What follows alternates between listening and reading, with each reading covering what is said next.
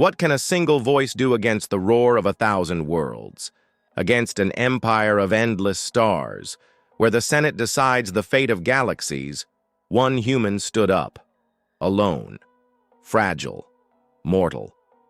But that voice would echo louder than fleets of warships and empires built on fear. This is the day when silence broke and the galaxy remembered. In the year 37,289, the Galactic Senate ruled not from one world, but from a colossal ring world that spanned a star. Inside its shimmering halls, representatives of 10,000 civilizations gathered, each voice amplified by the resonance of artificial gravity and endless archives of law. They called it the Chamber of Eternity. It was where disputes were settled, where empires rose and fell, not by weapons, but by words. And in this place, one species had no voice: humanity. Earth was long gone, burned by ecological collapse and wars of greed. Its survivors scattered across colonies at the edge of mapped space, fractured, forgotten. To most, humans were a myth, a species too fragile to matter in the scale of galactic history. But when the Senate voted to erase Earth from all official records, its history, its memory, even its name, one human refused to let silence win. Her name was Ilara Vane. She was not a senator, not a general, not even an official delegate. She was a linguist, smuggled in by a sympathetic archivist who believed history should not be deleted. She had no seat, no army, no authority, only a voice. The chamber glittered with light from 10,000 stars, each representative seated within their luminous capsule. The air trembled as a booming synthetic voice announced, Item 7, the removal of Terran archives, vote scheduled for confirmation. For centuries, humans had been dismissed as weak, temporary, a failed branch of evolution. The erasure was meant to be ceremonial. No one expected opposition. Until Ilara stepped forward.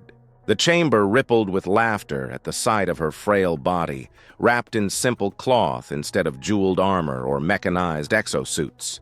Her voice had no amplification, no modulation, no alien resonance. And yet, when she spoke, silence fell. "You will not erase us." The words were simple, but they carried like fire through dry air. Some senators hissed, others laughed.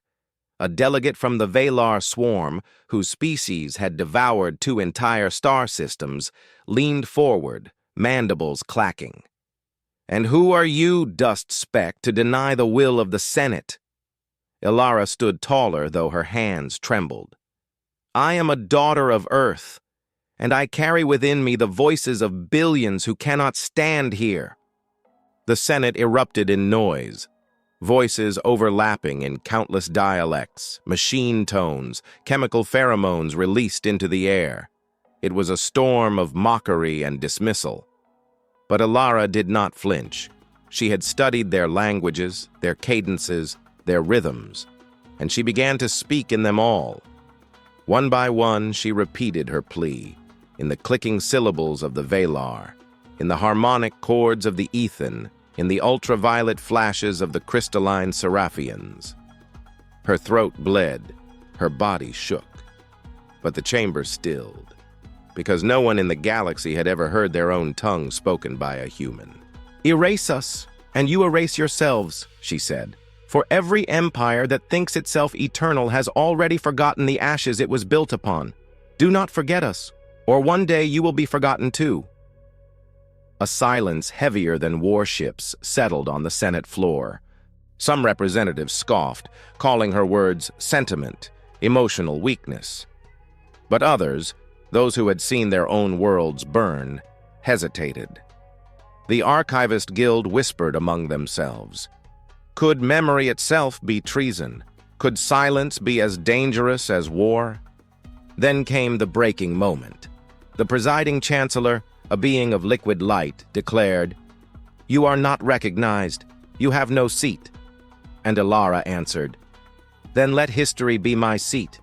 You may bury us, but we will rise in the cracks of your archives, for the galaxy itself remembers." Her voice shook. but it carried a resonance no machine could replicate. The words traveled, recorded, echoed, across colonies, across outlaw channels, across forgotten satellites orbiting dead stars. A single human had spoken louder than the Senate.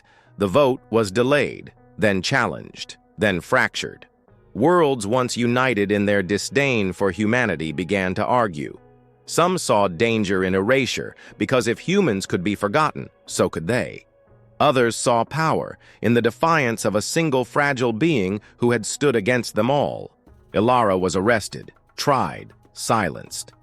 But by then, it no longer mattered. Her speech spread faster than censorship could contain. Across outer colonies, across mining ships, across civilizations who had felt the Senate's hand pressed too heavily upon them. The phrase became a rallying cry. History is our seat. And for the first time in millennia, the Senate trembled. Because they realized the truth. An empire of stars is weaker than a single voice that refuses to vanish. If one voice can defy an empire, then perhaps ours still matter too. This is the end of the episode. If you want more stories of humanity, survival, and the stars, don't forget to subscribe and join me in the next journey across the galaxy.